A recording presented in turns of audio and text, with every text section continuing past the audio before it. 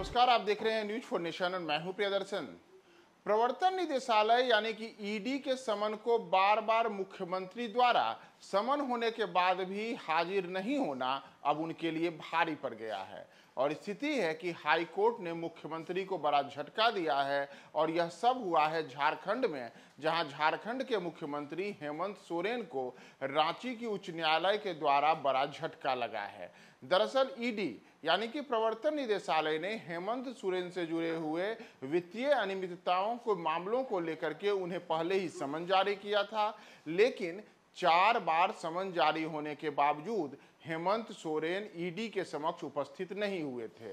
वे बार बार ED से बचते चल रहे थे। उनके समन जारी होने के बाद भी वे अलग अलग वजहों से अलग अलग कारण बताते हुए ईडी के समक्ष उपस्थित नहीं हो रहे थे।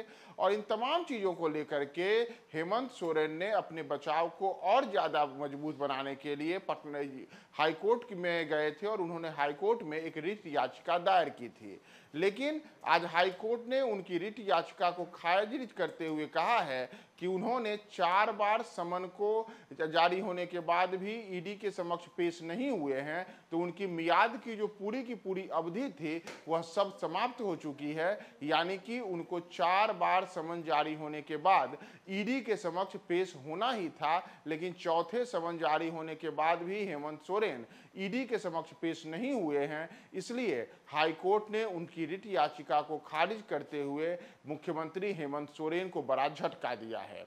दरअसल झारखंड के मुख्यमंत्री हेमंत सोरेन को लेकर के उनके खिलाफ कई गंभीर आरोप लगे हैं। इसमें जो आरोप हैं वे जमीनों के लेन देन, जमीनों के खरीद फरोख्त और इससे अवैध तरीके से संपत्ति अर्जित करने और वित्तीय अनियमितताओं से जुड़ा हुआ है। इन तमाम चीज़ों को लेकर के प्रवर्तन निदेशालय लंबे अरसे से झारखंड के मुख्यमंत्री हेमंत सोरेन के खिलाफ शिकंजा कसे हुए हैं।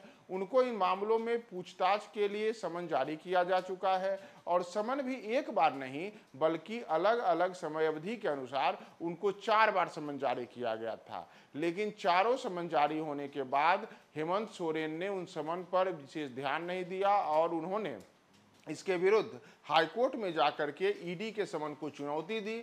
लेकिन उनकी समन को चुनौती देने वाली जो याचिका थी, यानी कि जो ये रिट याचिका थी, इस याचिका को अब हाईकोर्ट ने खारिज कर दिया है। तो झारखंड के मुख्यमंत्री हेमंत सोरेन को एक बड़ा यह झटका लगा है और उनको ये झटका इसलिए भी लगा है क्योंकि पहले से ही ईडी के रडार पर चल रहे हेमंत सोरेन को अब एक तरीके से कहा जाए तो अनिवार्य रूप से ईडी के समक्ष पूछताछ के लिए पेश होना ही होगा। और मुख्यमंत्री रहते हुए वित्तीय अनियमितताओं और भ्रष्टाचार के आरोपों को झेल रहे हेमंत सोरेन को लगा यह झटका।